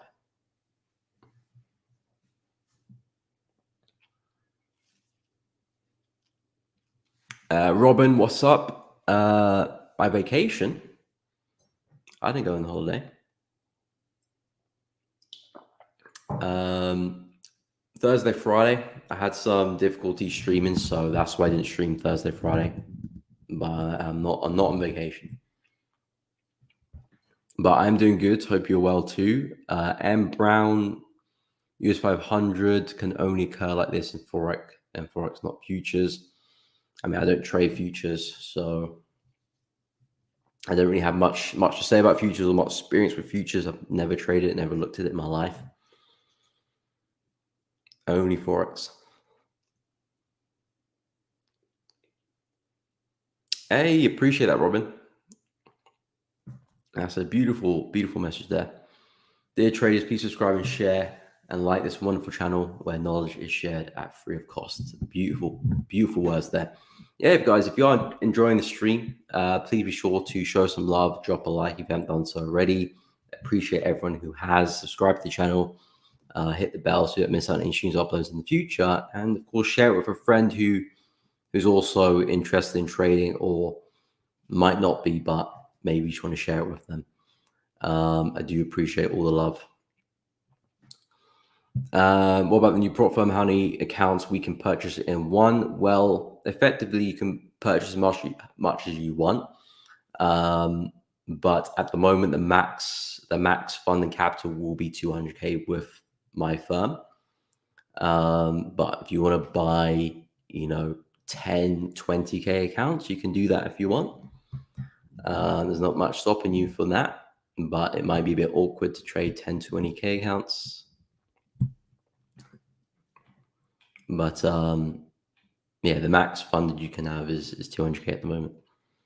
Can I buy 2 accounts and copy each other? You can copy trades to the other account, but it has to be from your trade though, from your account. Otherwise, people can use copy signals to try and trade their accounts. So it has to be from your account. But if you want to buy 2 and copy one to the other, you can do that.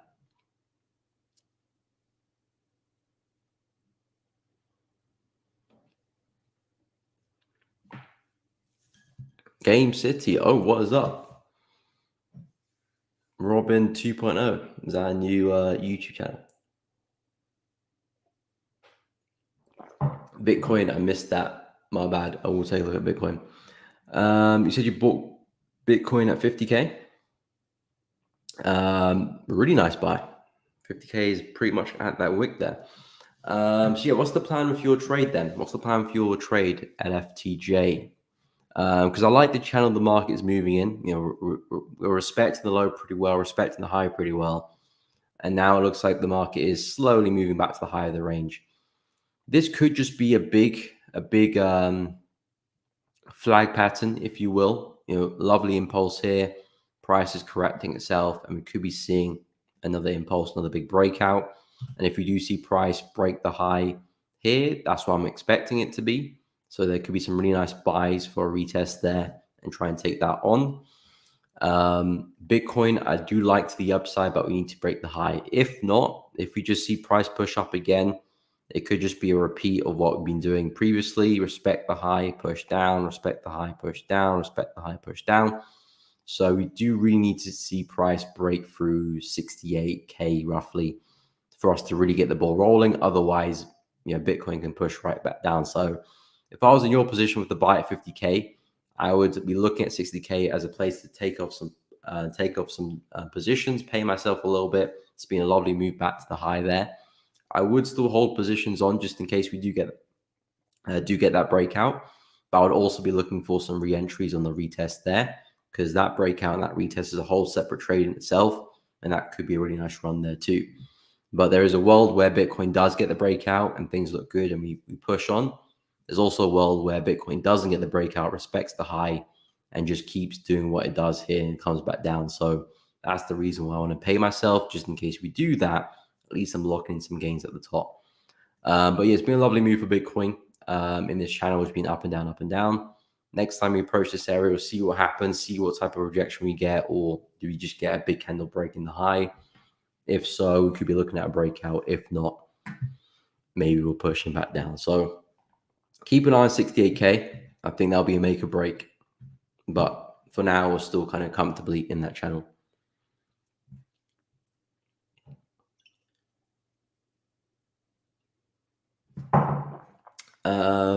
Robin, you have 200K or no, max account size at the moment is 100K.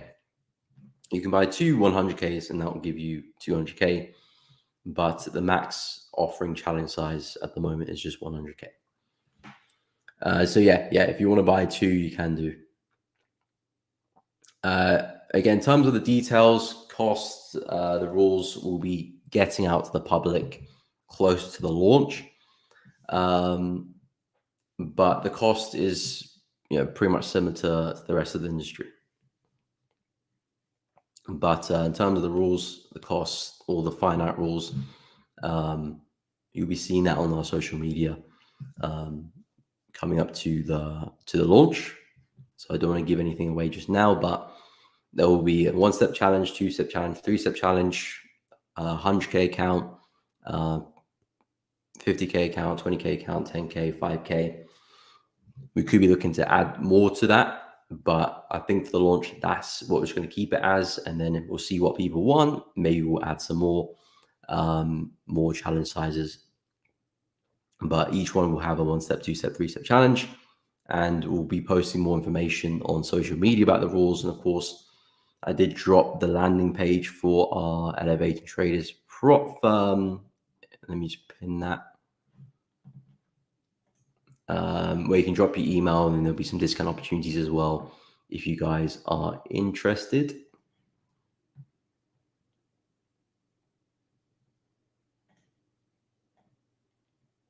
So yeah, I've just pinned that to the chat. You cannot miss it. But yeah, the launch is fast upon us, so keep a lookout for that, ladies and gentlemen. You'll be seeing a lot more information on the channel and around social media, so keep a lookout for it.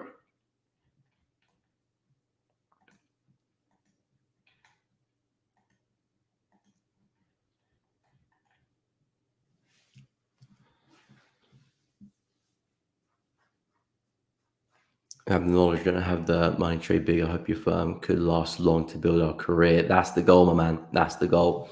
Slow and steady wins the race. Slow and steady. I mean, the way we're setting up the prop firm is for that exact goal, because there's no point setting up a firm, just to close in the next 6 months. There's no point in that. Putting way too much time, effort, energy into it. So the idea is to last long and be there for the long run. And the way to do that is to look for traders who are after that similar partnership. Traders who just want to make a quick buck, a quick payout, don't really care about the challenges, don't really care about their trading. They just want to try and leverage their account as much as possible and get a quick payout. Isn't sustainable for us. We're looking for traders who want to make slow, consistent gains over the long run, and that's the type of traders we want to welcome. And that's the type of traders we're kind of building the firm around. So that is very much the idea. That's very much the plan. And if you guys want to grow slowly with us, then that's beautiful. Traders that just want to kind of just leverage their accounts as much as possible, because at the end of the day, it's not their account. So yeah, that's just not what we're looking for at all. But yeah, the launch is very close, so I'll be keeping you guys very much updated, informed on my channel, my social media, and of course on Elevate Trading social media as well, so keep a lookout for that. But guys, we have come up to the end of the stream. That's how UNZD is doing. Not quite there yet. There's a couple pairs I'm interested in, but nothing quite there yet in terms of entries, but I will keep you posted on the Telegram, so make sure you're in that. It's in the link description. I will be live again this week, every day this week. Hopefully no problems or difficulties my end. So hopefully Monday, Tuesday, Wednesday, Thursday, Friday, streams as usual, 10 a.m. to 12 p.m. UK time. So if you're free, say hi and ask some questions, get involved. But guys, I really do appreciate each and every one of you coming onto the stream today. Hope you all have a fantastic day.